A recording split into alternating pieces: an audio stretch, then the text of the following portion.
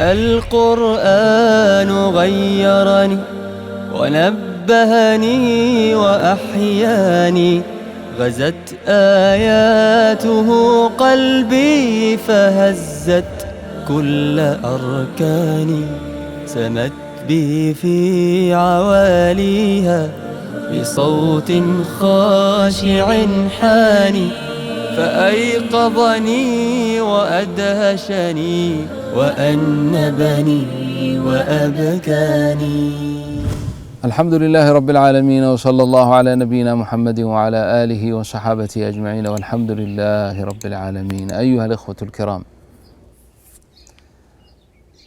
الخلوة مع الله عز وجل والاعتكاف خاصة في العشر الأواخر من رمضان سنة لم يتركها رسول الله صلى الله عليه وسلم، حتى لما فاتته لعذر ما قضاها رسول الله صلى الله عليه وسلم في شهر شوال، ذلك أن المرء في أحيانه وأعماره وأوقاته يحتاج إلى زمن يتفرغ قلبه إلى الله ويخلو من كل شيء سوى الله، فيكون أمره وشأنه ووظيفته ذكر الله عز وجل باستحضار ما يتلو من كلام الله، معاني ما يتلو من كلام الله، باستحضار الكلمات التي يثني بها على الله عز وجل من تسبيح وتهليل وقرب من الله عز وجل.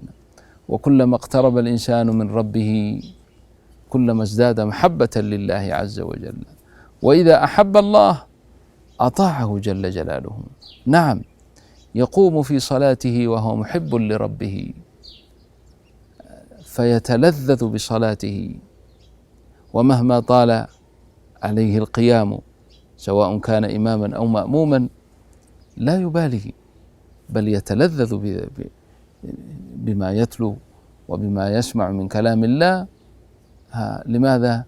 لأن محبة الله في قلبه، كالذي سمعناه من الصحابة الكرام، ذلك الصحابي الذي رمي ب3 سهام كل سهم منه يصيبه ويدميه وما قطع الصلاة، قطع الصلاة في السهم الثالث وأيقظ صاحبه، فصاحبه سأله سؤالا وجيها: يا أخي لم لم توقظني من أول إصابتك؟ فكان الجواب عجيبا: كنت أقرأ سورة من كتاب الله فكرهت أن أقطعها. ثم قال: ولولا أني أضيع ثغرة وكلني رسول الله صلى الله عليه وسلم حفظها لقطع نفسي قبل أن أقطعها.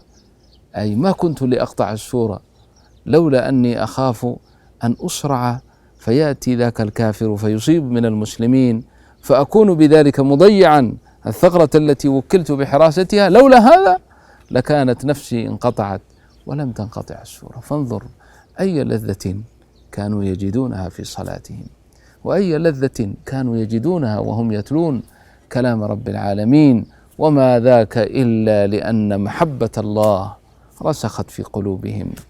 نعم، واستمعوا من الله عز وجل ذكره واختلوا بالله واعتكفوا في طاعة الله تبارك وتعالى حتى وصلت محبة الله إلى قلوبهم. أسأل الله عز وجل أن يرزقنا وإياكم ذكره، وأن يرزقنا وإياكم الاستئناس به جل جلاله، والاعتكاف الصحيح الذي يقربنا إلى ربنا جل جلاله، إنه ولي ذلك والقادر عليه.